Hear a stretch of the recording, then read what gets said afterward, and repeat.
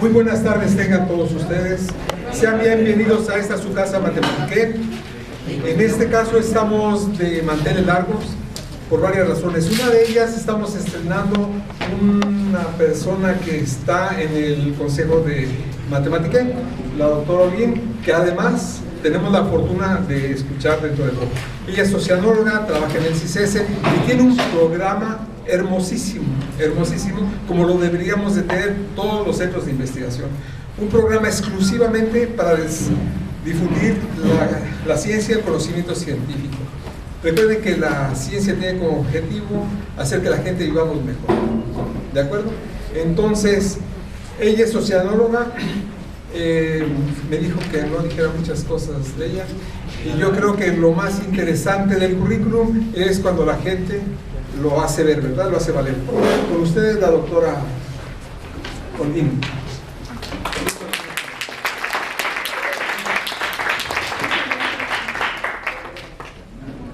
Muchas gracias. Sí, yo quería decir mucho, nada más les voy a decir les voy a decir porque les recomiendo que continúen estudiando. Ya sé que la mayoría de ustedes está ¿me escuchan bien?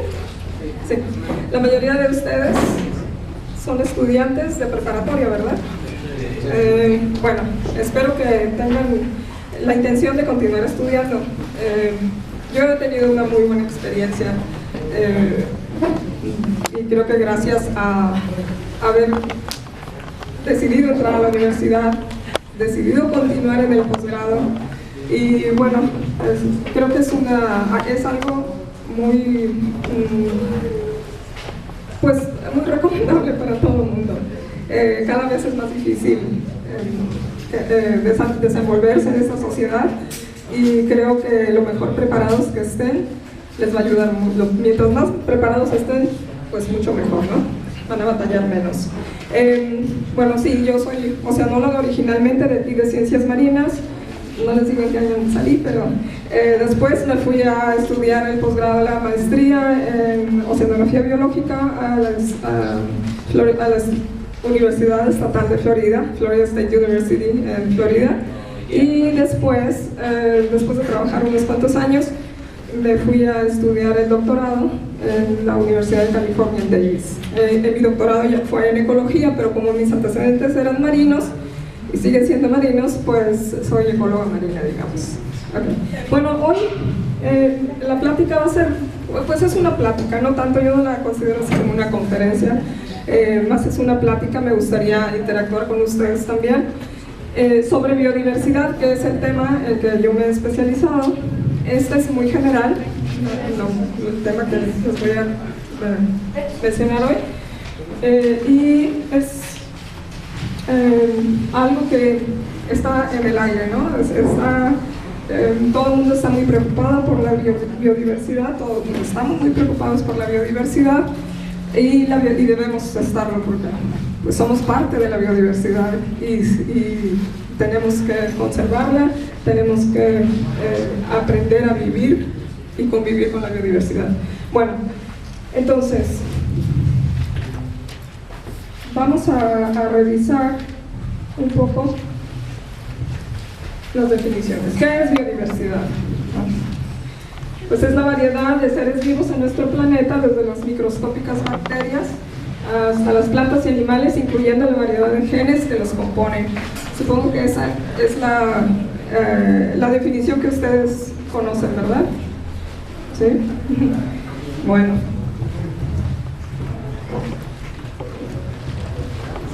¿Y por qué diversidad genética? Gracias.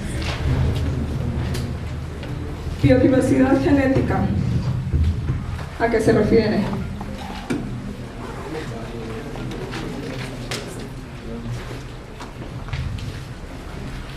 Cuando hablamos de biodiversidad genética, pues estamos diciendo de la variedad de información que se contienen en los genes de los individuos de plantas, animales y microorganismos que habitan la Tierra.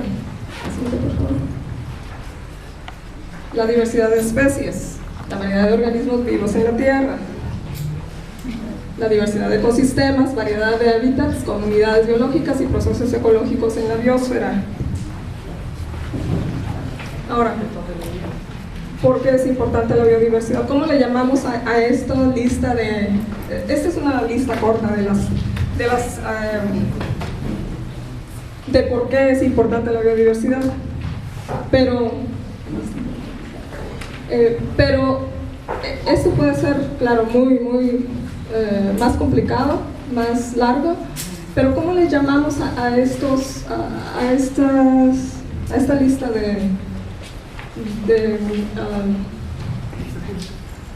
de puntos por los que la biodiversidad es importante? ¿Alguien me puede decir? En el caso de un ecosistema, por ejemplo. En el caso de un ecosistema, la biodiversidad presta un servicio en el mantenimiento de la calidad de agua, por ejemplo. Me refiero a plantas, animales, microorganismos que se encargan de limpiar el agua en un lago, por ejemplo, o en un pantano, o en un estuario. Estos son servicios que podemos llamar servicios ecosistémicos, donde la biodiversidad es fuente de alimentos y medicinas. Bueno, fuente de alimentos, para nosotros fuente de medicinas, ¿no? También. Produce oxígeno, ¿no? ¿Quiénes son los productores de oxígeno en los ecosistemas? En el océano, además de las plantas, ¿quiénes son los que en realidad producen más? El fitoplancton, sí. Bueno, el mantenimiento de la calidad del agua, eso también es muy importante. ¿Saben? ¿Alguien tiene algún ejemplo? ¿Ha escuchado alguna vez de los microorganismos que pueden limpiar, degradar una sustancia contaminante de las costas, por ejemplo? ¿Alguien ha escuchado hablar de un ejemplo? Cuando ocurre un derrame de petróleo, hay unos microorganismos que son capaces de degradar el petróleo, de eliminar esa contaminante del agua. Entonces, ahí están prestando un servicio al ecosistema, ¿no? ¿En qué lo transforman? ¿Cómo? ¿En qué transforman el petróleo? Lo degradan, bueno, producen gas, por ejemplo, lo evaporan. Pueden producir metano y evaporarlo al descomponer las moléculas del petróleo y otros gases. Aparte de, pues, y CO2, por ejemplo, también liberarlo. Y si se incluyen metales pesados, los liberan y se secuestran. Ese es otro servicio ecosistémico. Se secuestran, se quedan en los sedimentos. Entonces, es posible degradarlo. Bueno, y el reciclaje de nutrientes, ese es otro servicio ecosistémico. ¿Qué tipo de organismos son? ¿Qué tipo de qué? Son bacterias. Pueden ser arqueobacterias, unas bacterias muy antiguas, que al rato vamos a hablar un poco de ellas, que son capaces de sobrevivir. Se les llama también extremófilas, porque son capaces de sobrevivir en lugares muy difíciles para otros organismos. Siguiente. Por ejemplo, alguien me podría decir en este ecosistema de manglar, para empezar, ¿cuáles son los componentes de un ecosistema? En este caso, en un ecosistema de manglar, ¿qué componentes hay aquí? Agua salada. Ajá, ok. ¿Agua? ¿Qué más? Árboles semiacuáticos. Árboles semiacuáticos, dice. Sí, en este caso son mangles, ¿verdad? ¿Alguien más? O sea, son organismos vivos, ¿verdad? Dijo caimanes. También puede haber. Sí, y son parte del ecosistema. ¿Qué más?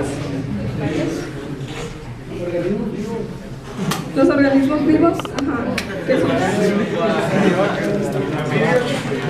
¿Anfípodos? Sí, anfípodos porque es un animal con medio marino, ¿verdad? Bueno, es más marino que terrestre, ¿verdad? Sí, aquí pues hay muchas cosas y todos están entrelazados, ¿verdad? Todos tienen una función, que eso es lo que forma un ecosistema.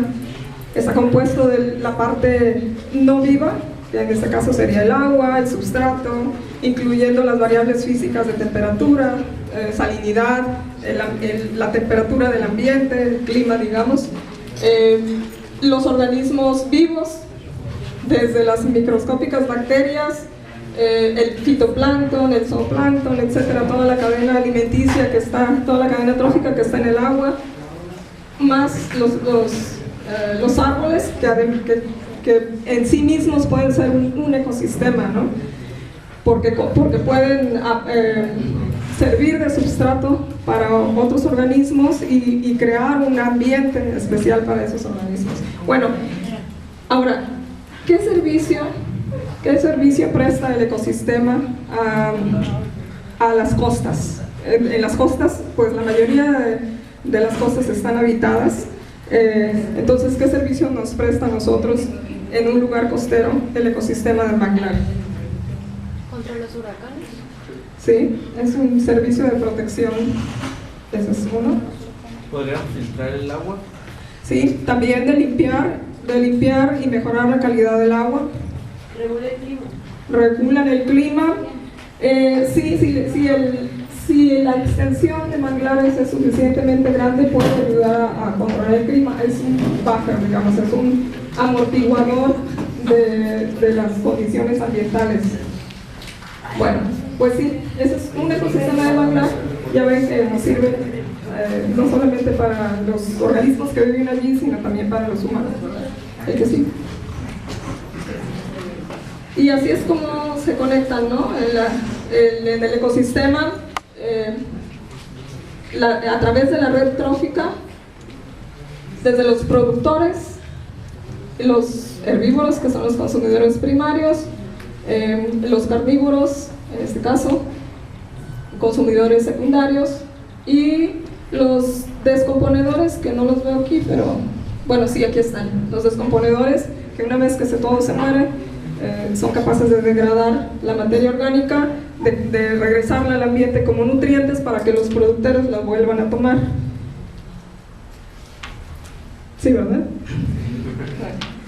Los productores la toman en forma de aquellos llamados nutrientes. Porque siempre repetimos muchas palabras que a nosotros, los biólogos, ya nos parecen que todo el mundo entiende, pero me he dado cuenta de que a veces si decimos nutrientes no les suena casi a nada. O sea, les suena a algo que se come, algo que los hace crecer, etcétera, pero ¿qué son? En el caso de las plantas, ¿a qué nos referimos con nutrientes?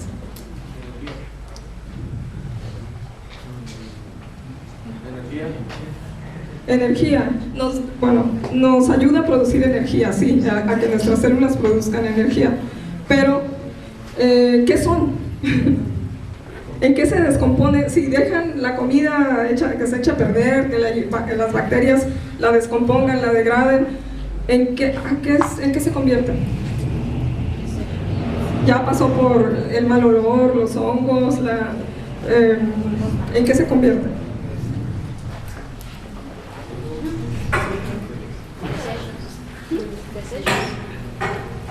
¿Desechos?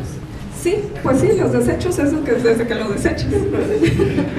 Bueno, ok, nutrientes. Principalmente nitrógeno,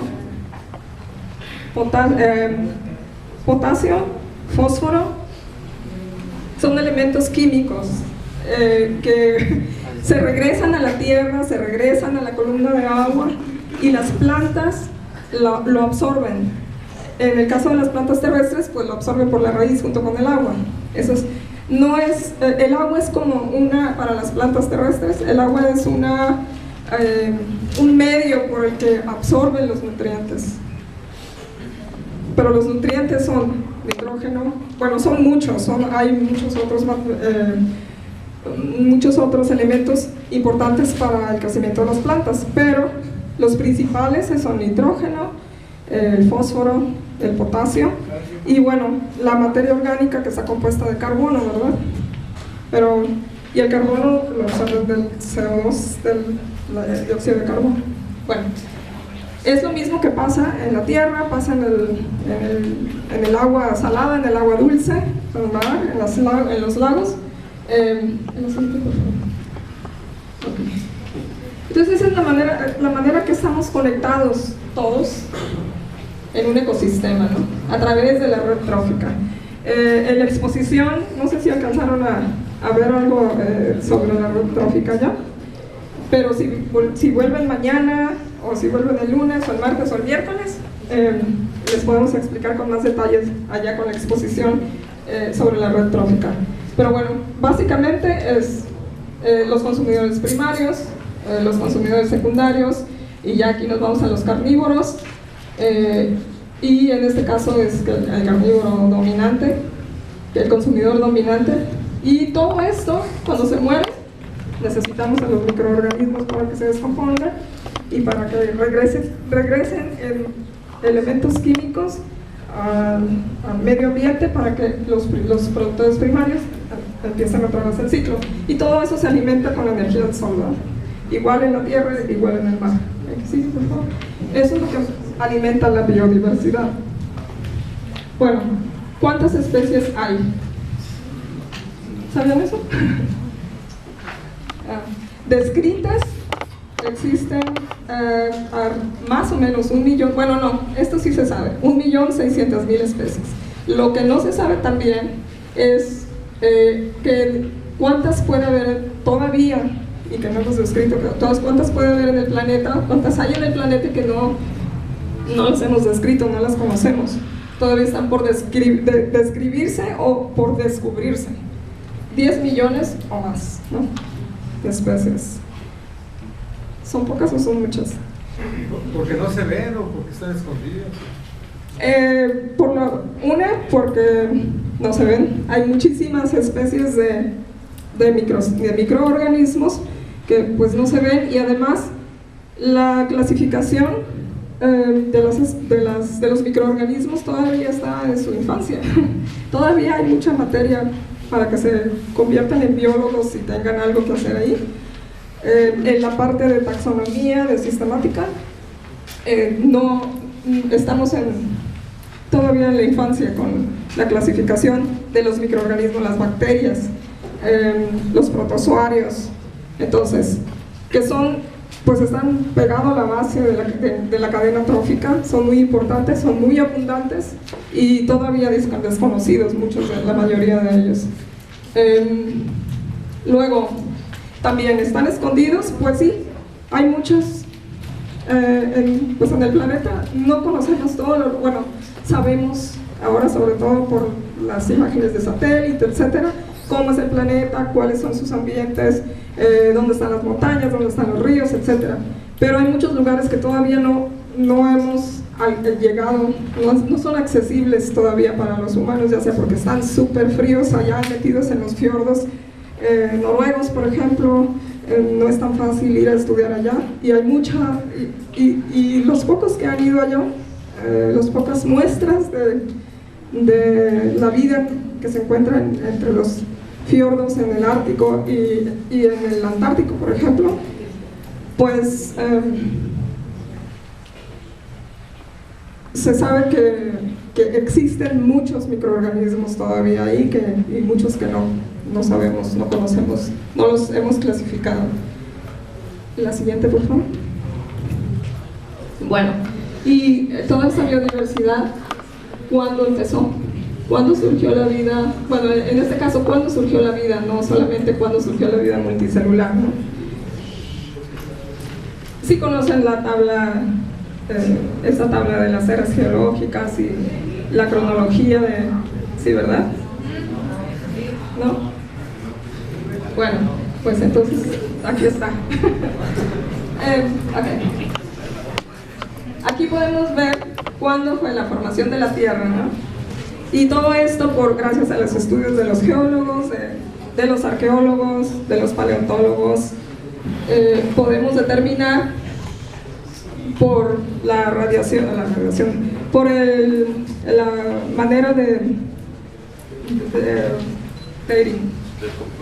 desintegración sí, desintegración pero de los isótopos pero ahora ya hay muchas otras maneras de datar. Sí, estaba buscando otra palabra que no fuera datar, pero encontrar la edad de las rocas, la edad de los fósiles, y sabemos que la formación de la Tierra, o podemos estimar que la formación de la Tierra ocurrió hace como aproximadamente 4.6 billones de años, que es 4.650 millones de años, y ahí está lo de matemáticas. 4.650 millones de años, más o menos es la edad estimada de la Tierra. Las células procarióticas, ¿alguien me puede decir quiénes son las células procarióticas? Los procariotes. Ajá, exactamente. Y ahí están agrupadas las bacterias. Ajá, y ya saben qué bacterias. Bueno, esas células, las células procarióticas, las bacterias, aparecieron hace 3.800 millones de años. Eso es lo que hasta ahora se considera los seres vivos más antiguos, ¿no? Aunque ya hay unas nuevas teorías que dicen que pues que en realidad no sabemos qué edad tienen aquí en la Tierra. Bueno, que es probable que hayan venido ya como, no que hayan surgido aquí en la Tierra, sino que ya hayan llegado con meteoritos. Eso ha surgido pues de los meteoritos que nos han caído y que hemos tenido oportunidad de estudiar. Bueno, pero aquí en la Tierra, los estratos que contienen estas células procarióticas, las más antiguas, tienen 3.800 millones de años. Entonces, bueno, mientras no se demuestre otra cosa, esto es lo oficial. Luego, las células eucarióticas. ¿Qué clase de células tenemos nosotros? Eucarióticas. ¿Por qué? Porque somos animales más evolucionados. Sí, básicamente, pero porque tienen núcleo nuestras células, ¿verdad? Bueno, las células eucarióticas, 40.000 años, pero allí fue donde empezó. Los seres humanos somos todavía un poco más jóvenes que eso, o por lo menos no se han encontrado fósiles, evidencias fósiles que digan que podemos ser como Homo sapiens más antiguos que eso. Ahorita vamos a ver la evolución de los seres humanos y podemos constatar eso. Bueno, entonces estas son las eras geológicas, y aquí es donde apareció la vida. Bueno, los primeros seres vivos. No sabemos exactamente, como les digo, si allí apareció la vida. Siguen apareciendo cosas que nos hacen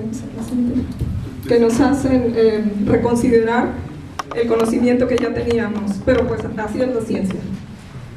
Bueno, ¿y cómo se clasifica la biodiversidad? Ya conocemos que existen desde hace 3.800 millones de años los seres vivos. Conocemos muchas especies, conocemos muchos organismos. ¿Cómo los clasificamos para ir siguiendo, teniendo la idea de cómo se desarrollaron, cómo fueron evolucionando? Pues eso creo que ustedes también ya lo saben, ¿verdad? A ver, ¿cuántos reinos existen? ¿O en cuántos reinos clasificamos a los organismos vivos?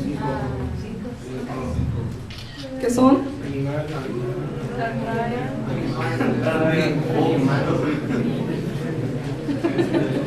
Bueno, ok, lo tomo como bueno.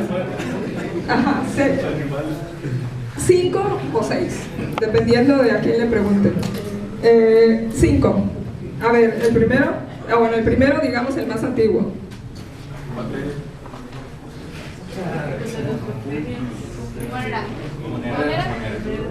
Moneras, ajá. Ok, dentro de Monera, que es donde se encuentran las bacterias, ¿verdad? Las bacterias y otras bacterias más antiguas que las bacterias normales, digamos. Ninguna de las dos tiene membrana nuclear, Por eso es que son procariotas, ¿no? Pero una es todavía más primitiva que las otras, y que son las extremófilas, las arqueobacterias. Las extremófilas difieren de las otras bacterias principalmente en cuestiones bioquímicas, en cómo metabolizan los nutrientes. ¿Okay? Bueno, entonces ese grupo Monera está en discusión de si lo dividen en dos. Algunos ya lo asumen que son dos: arqueobacterias, un reino, y el otro Monera. Entonces, a lo mejor tenemos 6. Bueno, la siguiente página. Ok, pues gracias a Carl Nilsson Linnaeus. ¿Ya habían escuchado de él? Sí. Sí, ¿verdad? Bueno, o Carlos Linneo, que fue un naturalista, botánico y zoólogo sueco, que le gustaba mucho nombrar a las cosas. Todas las cosas tenían que tener un nombre, y gracias a él, y bueno, dijo eso: si ignoras el nombre de las cosas, desaparece también lo que sabes de ellas, ¿no? Y por eso le daba nombres como estos a los organismos. A ver, ¿quién lo puede leer? Para empezar, ¿en qué está?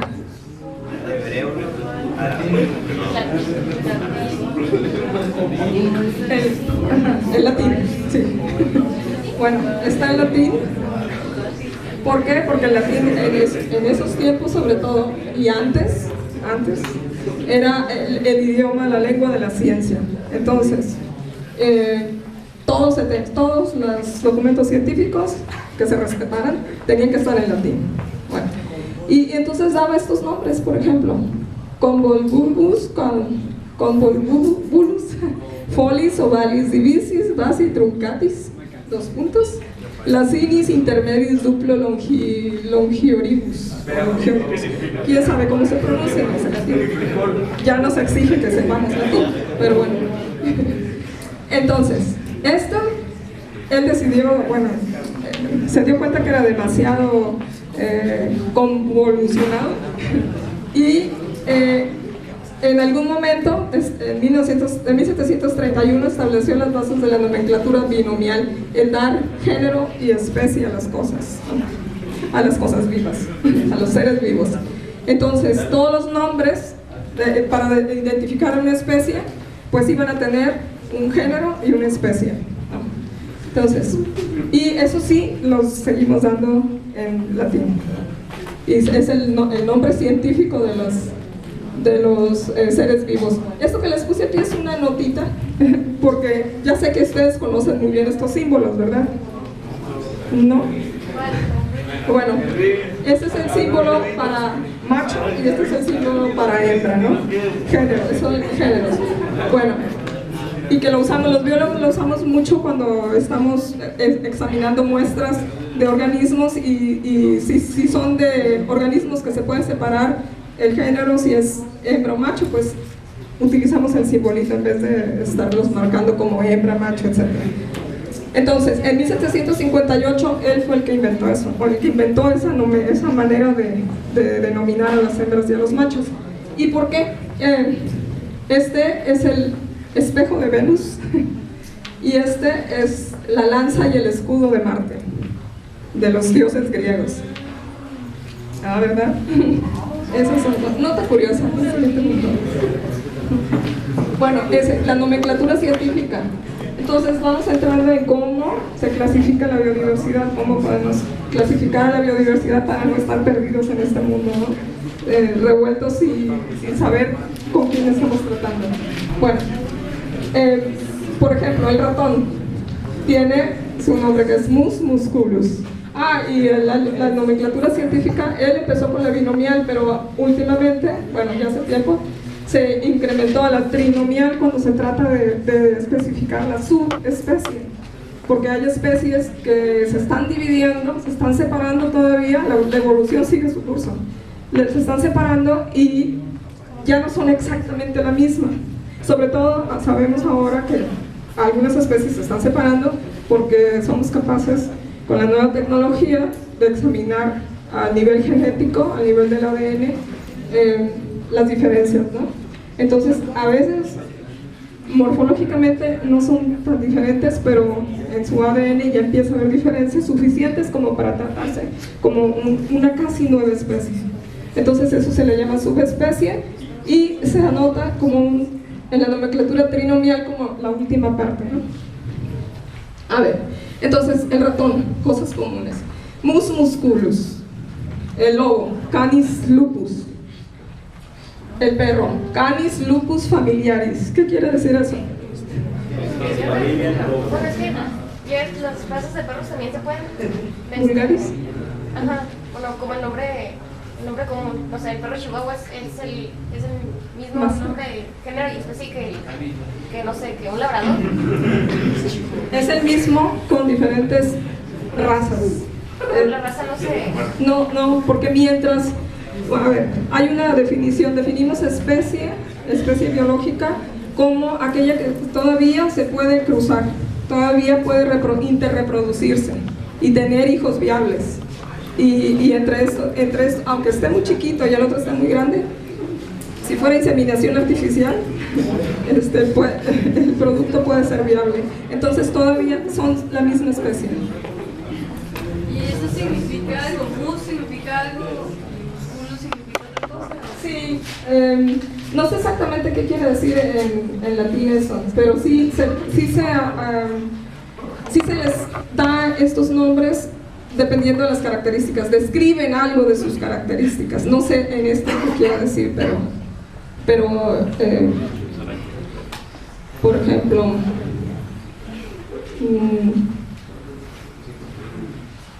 Crassostrea, Mytilus, convolvulus, citrus, de cítricos, ácido, ¿no?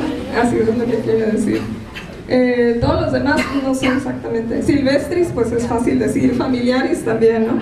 Silvestris, que es silvestre o salvaje. Familiaris, que es doméstico, ¿no? o cercano. Entonces, bueno, esa es la nomenclatura científica. Binomial y trinomial. En este caso, aquí está el Convolvulus armeniensis, lo que estaba tratando de describir en la gráfica, la lámina anterior, aquí. Aquí ponían toda la descripción más específica de cada una de las especies o de los organismos, ¿no? Ok, pero es una simple campanilla, una flor. Bueno, ¿sí, por favor? A ver, entonces la clasificación del Homo sapiens, ¿saben quién es el Homo sapiens? Okay. Somos del reino Animalia, o el reino animal. Phylum Chordata, clase Mammalia, orden Primates, familia Hominidae. Todavía, estas son las más comunes que se anotan para cada especie, cada organismo en el mundo tiene una clasificación así, ¿no? Y las que más se usan para describir son el reino, el filo, clase, orden, familia, género y especie. Pero todavía hay muchas más, hay categorías que esas son categorías taxonómicas o niveles taxonómicos. Hay unas que son intermedias. En este caso puse la de la tribu, que es hominini. Ahora ven por qué los ninis. Bueno, porque de aquí se desprenden muchos otros del mismo género Homo, pero que son, por ejemplo, el Homo erectus, el Homo ergaster, que están en la misma tribu, están en el mismo género, pero ya son diferentes especies. ¿En diferentes especies no se reproducen? No, esa es la definición de especies. Sí puede haber hibridación, pero generalmente los híbridos, o sea, hibridación quiere decir que dos especies diferentes se pueden interreproducir, pero es probable que los hijos, el producto resultante no sea fértil, que es lo que pasa entre el caballo y el burro y el caballo, sí, que resulta una mula, y la mula no es un híbrido, no se puede reproducir. Eso es lo que puede, cuando las especies son muy cercanas todavía, que hace poco tiempo que se separaron genéticamente, puede ocurrir la hibridación. Les podría hablar de cómo ocurre la especiación también de las poblaciones, ¿no? Pero bueno, ese es otro tema y un poco largo. Pero sí, en el borde de poblaciones diferentes, una población es un grupo de organismos de la misma especie, eso es una población. En una comunidad pueden ocurrir diferentes poblaciones, o sea, grupos de organismos de diversas especies. Pero en una población solamente son todos de la misma especie. Y si hay una población cercana de otra especie, pero especie cercana a esa otra población, o sea, hay dos poblaciones, pero de diferente especie, muy cercanas, en los bordes entre las dos poblaciones puede ocurrir hibridación. Bueno, esa es una de las cosas que ocurren con la especiación. Ok, ¿quién era Charles Robert Darwin? Todo el mundo ha escuchado de él, ¿verdad? Y que tiene que ver con la teoría de la evolución por selección natural. Esto es lo que él... Había otras teorías de la evolución de cómo ocurría que había tantas especies, cómo es que desde una especie original o un grupo de organismos originales, ancestros, se desarrollaron y se diversificaron tanto hasta ver todas las especies que tenemos hoy. Ha habido muchas teorías, pero la que ha resistido el tiempo, la que ha resistido las pruebas, las evidencias, ha sido la teoría que desarrolló Darwin de la evolución por selección natural, que básicamente dice que todas las especies de seres vivos han evolucionado con el tiempo a partir de un ancestro común mediante selección natural. ¿Okay? Y se le considera el padre de la síntesis evolutiva moderna. Ya ha habido cambios a esa teoría, pero se sigue manteniendo que las especies han ido diversificándose por selección natural. ¿Alguien me puede decir qué es la selección natural o qué entiende por selección natural? Pues es el que se adaptó más a los cambios. ¿Cómo? Es el que se adaptó más a los cambios. ¿Quién? Por ejemplo, pues ese es el que sobrevive, porque va a pasar una característica que hizo que sobreviviera, se la va a pasar a otro. Exacto, sí, así es. Es un proceso muy largo, bueno, puede ser largo, digamos, millones de años, o forzarse y realizarlo, pero nada más que ya no sería como selección natural, sería selección como la que hacemos para agricultura o la que hacemos para ganadería. El ir haciendo que los organismos que tienen ciertas características que nosotros queremos mantener se vayan reproduciendo, vayan aumentando, ¿no? Eso no es selección natural, eso es selección pues no natural. Es la selección que nosotros hacemos, ¿no? Pero eso es más o menos lo que ocurre en la naturaleza, pero nada más que la selección que ocurre en la naturaleza, por la que se han venido desarrollando y diversificando las especies, ocurre en el orden de miles a millones de años. Ha habido, bueno, ahorita les digo más. Okay. Entonces, sí, la selección natural es eso que dicen de la sobrevivencia de los más fuertes, de los más adaptados, de los mejor adaptados a un cierto medio ambiente. Es un proceso por el que los organismos que están más adaptados a un ambiente compiten y ganan a otros organismos, a otras especies, a otros individuos de su misma especie, y dejan una generación, o sea, son capaces de reproducirse, producir organismos viables y fértiles que a su vez se reproducen generación tras generación. Entonces, y eso tiene que ver con las características genéticas. que les van pasando de una generación a otra. Y si esas características genéticas les ayudan a sobrevivir y a resistir en cierto medio ambiente, pues entonces esos organismos son los que están siendo seleccionados de manera positiva para continuar. Los que no, pues se van muriendo, ¿no? Ya no van dejando, se muere el individuo sin dejar progenie, sin dejar hijos, entonces pues ahí ya perdió, ya se acabó. El juego es dejar hijos, ¿no? Y si dejas hijos y esos hijos dejan hijos, pues esa línea, tu linaje, el linaje de esta especie, continúa. ¿Y qué es lo que hace que seas capaz de dejar hijos?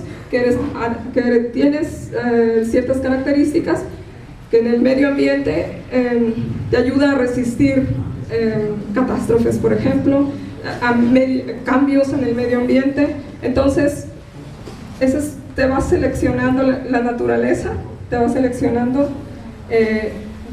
digamos, de manera positiva. No, la naturaleza realmente no selecciona, ocurre como al azar. Pero bueno, el que va ganando es el que va teniendo más hijos, ¿no? El que sigue, por favor. En este caso, esto es lo que les iba a comentar, de un caso de evolución en acción. Sí se acuerdan del tsunami que ocurrió hace 2 años, ¿sí, verdad? En Fukushima, en Japón, donde se liberaron grandes cantidades de radioactividad en las plantas nucleares. Bueno, pues hace 2 meses encontré un artículo donde menciona que se estaba haciendo un estudio, no por las cuestiones de radiación, se estaba haciendo un estudio de estas mariposas y de su reproducción, etcétera, en el área donde ocurrió el desastre. Y hay algunos protistas que, como les dije, de Eulena vidilis, que fotosintetizan. Entonces de allí, protistas como esos, fueron surgiendo las plantas. Luego, y si sus hijos son fértiles. Okay. Entonces eso está por verse. La que sigue. Ok, en el caso del Homo sapiens ha ocurrido igual, por selección natural. Algunos linajes de nuestros ancestros pues se extinguieron, otros siguieron, y nosotros que estamos aquí somos producto de un linaje que tuvo éxito. Entonces, aquí en el caso, bueno, en todos los casos, sabemos qué tan antiguos son los organismos, pues porque seguimos el registro de fósiles, en los fósiles que están en las rocas, que están en las rocas terrestres o las rocas marinas, el fondo marino, las rocas que antes eran marinas y luego salieron a flote, a tierra. Entonces, hasta donde sabemos, el hombre de Kibish en Etiopía, que salió de Etiopía, o que estaba en Etiopía más bien, el hombre de Kibish, es el fósil más antiguo que se conoce de un Homo sapiens. Y eso ocurrió cuando se murió, ocurrió hace 195.000 años. ¿Qué sigue? Ok. Eso es lo que les decía, de los linajes diferentes que algunos no han sobrevivido, han desaparecido. Este es el Australopithecus afarensis. ¿Han escuchado hablar de Lucy? Okay. Lucy, que tenía... ¿Cómo? La canción de los Beatles.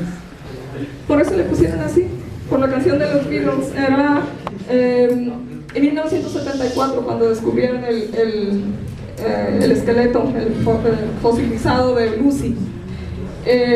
Y lo descubrieron en Etiopía. En Etiopía, ahí, la anterior, por favor. Aquí, en África, pero en esta parte, en Etiopía. De hecho, por aquí es donde han encontrado los fósiles más antiguos de la línea de Homo sapiens y de los antecesores de los Homo sapiens. Entonces, pues se piensa que por aquí ocurrió en la diversificación de alguna línea de los primates que vino bueno, no terminado todavía, pero vino a dar origen a los homos. Ok, entonces el Australopithecus afarensis es uno de los proto-homos, ¿no? Es de los antecesores a los Homo sapiens. El Homo habilis también y el Homo ergaster. El Australopithecus afarensis siempre se me olvidan es 1.8 millones.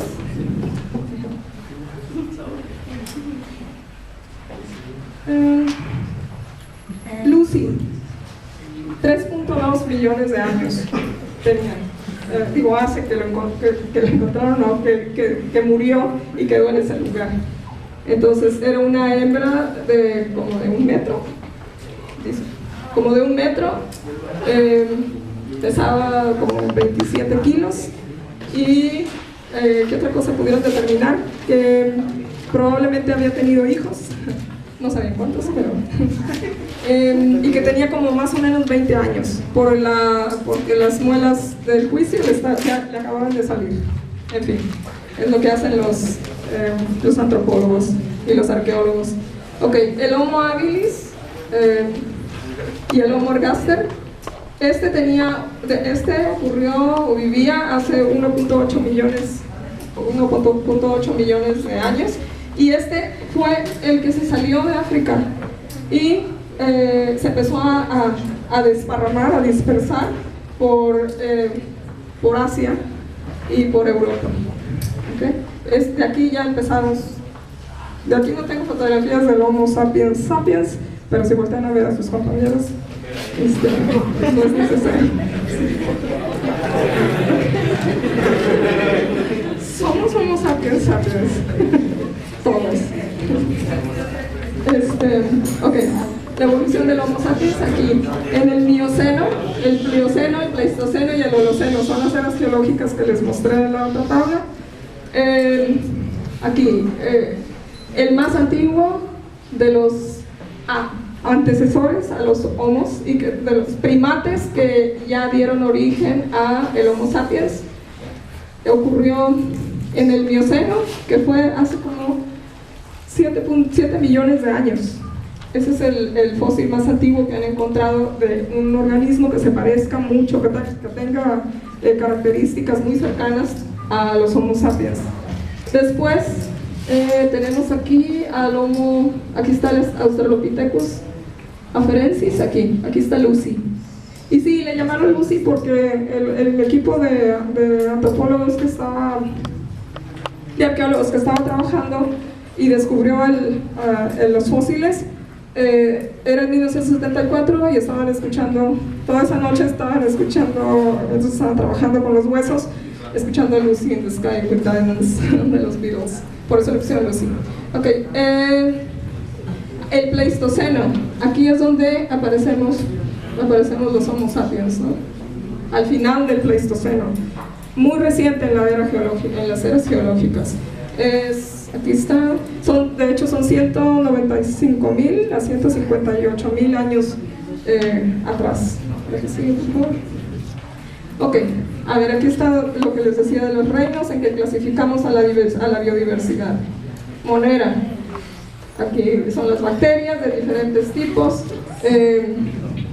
los bastoncitos, no tenemos cocos, bueno, los protistas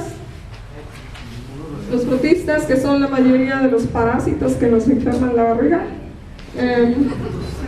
como las amibas, en este caso no hay amibas aquí, pero se parecen un poco a estas. Este es un paramecium. Si estuvieran biología, es casi de los primeros organismos que los hacen ver vivos en el microscopio. Un paramecium que tiene cilios, que tiene una membrana celular, que ya es de los eucariotas. Los protistas ya son eucariotas, quiere decir que ya tienen un núcleo bien definido. Tienen membrana celular, un núcleo, organelos, etc. Pero son unicelulares, una sola célula. El individuo entero es una sola célula. Esta se llama Euglena virilis y también es uno de los organismos más estudiados para cuestiones de enseñanza, y este es fotosintetizador, tiene clorofila, y entonces funciona medio como planta y medio como animal. Como animal porque se mueve ya tiene núcleo su célula, pero como planta porque fotosintetiza. La que sigue, por favor. Los hongos. Ok. ¿Qué distingue a los animales de los hongos, por ejemplo? Bueno, hay muchas diferencias, pero una básica. Sí.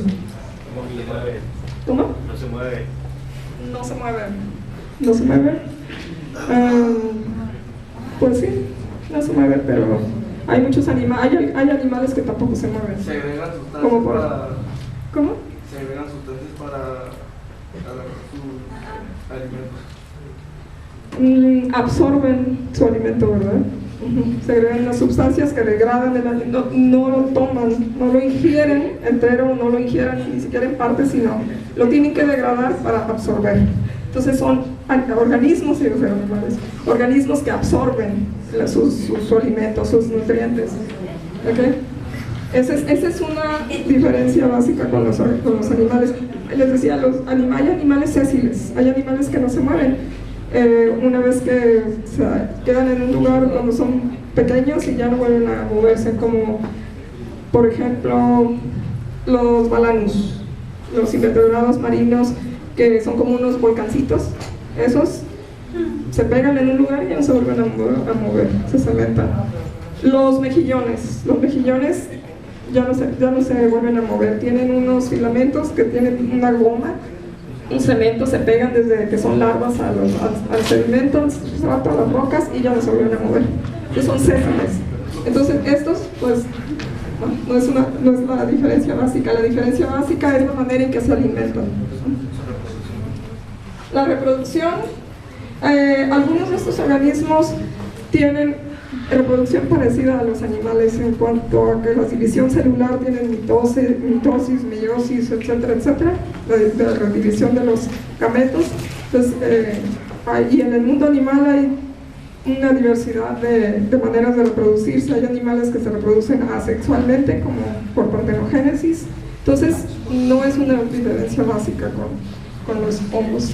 ¿Y la velocidad de crecimiento sería una diferencia, doctor? ¿Cómo? ¿La velocidad de crecimiento de los hongos? Hay organismos, hay animales que crecen muy lentamente también. No sé, Pero este es rapidísimo, pues en la noche no hay nada y al otro día sí, perdón, que crecen muy rápidamente. Depende de dónde se encuentre. No creo, no sé, que lleguen a la... ¿Cómo? Depende de dónde se encuentre. Sí, pues sí, hay una variedad dependiendo de los nutrientes que tengan, etcétera, pero pues sí crecen muy rápido. Pero bueno, otros organismos que crezcan así de rápido, que lleguen a la madurez, digamos, igual de rápido, animales. ¿Alguien conoce alguno? Animal que llegue a la madurez así muy rápido, de un día para otro.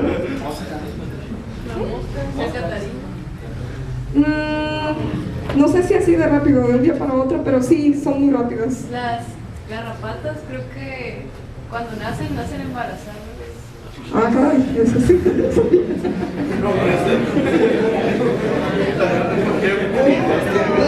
Pero bueno, creo que esos son los ciclos más rápidos, precisamente, o sea, los ciclos entre los animales más rápidos. Precisamente por eso en los laboratorios utilizan a las moscas, hay otros organismos invertebrados que crecen muy rápido, pero no sé si tan rápido como los hongos. No sé si una mosca de un día a otro, hay alguna especie de moscas que de un día a otro ya esté maduro y ya se esté a punto de morir, no sé. Los ciclos son más bien como de días a meses, digo de días a meses. Hay una efímera, las efímeras nada más viven creo que 3 minutos o 3 horas. ¿De una mosca? No, se llaman efímeras. Así se llaman, efímeras, son como unas, parecen hadas. Bueno, pues entonces ahí ya perdimos. Yo tengo una pregunta de los hongos que salen en el pan, los microondas, ¿también son ¿También son qué? fungi, también son del reino. Sí, también son hongos. A uno que sea Sí, también son del reino fungi. Los hongos y los líquenes y el musgo son del mismo, de ese reino. ¿Los mosquitos también no tienen crecimiento rápido? Los mosquitos, las larvas pueden durar mucho en el agua. Bueno, pueden durar 3 días, mucho, quiero decir, 3 días en el agua y todavía salen y no son maduros todavía sexualmente, se tardan todavía unos días. Entonces, no sé, dependiendo de la especie, a lo mejor son más rápidos, pero hasta donde sé, no se tardan de cuando deposita la hembra el huevo en el agua, se tarda como 3 días en salir, en eclosionar. Algunos parásitos, pero ya no estaríamos cayendo en los protistas, ya no en los animales, ¿no? Entonces, bueno, vamos a seguir y ahorita ya sé que hay muchas preguntas y muchos recovecos en esto, pero plantas. Ok, bueno, plantas, creo que no necesito mucha explicación, estamos muy familiarizados con las plantas. Principal característica, fotosintetizan, ¿verdad? Producen su propio alimento a través de la fotosíntesis. Los animales, bueno, aquí están. Y todos esos son multicelulares. A partir de los hongos, de las plantas y de los animales ya no son una sola célula, son multicelulares, tenemos muchas células, ¿no? Ok, esa es otra característica. Ok, pues ese es el ¿qué hora es? ¿Ya me pasé? Muchísimo.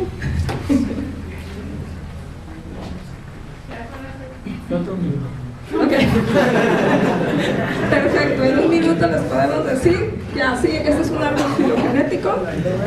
Todo eso que estuvimos diciendo hace rato y la manera de clasificar bueno, aquí lo organizamos todo en un árbol filogenético siguiendo los principales grupos. Esta moneda en la base, que son los que se consideran, bueno, son los más antiguos, donde están las bacterias y las arquebacterias, las cianobacterias, que son las algas azul-verdes que les llaman. Luego vienen los protistas. Luego aquí de los protistas hay algunos protistas que, como les dije, de Eugleina vidilis, que fotosintetizan. Entonces de allí, protistas como esos, fueron surgiendo las plantas. Luego,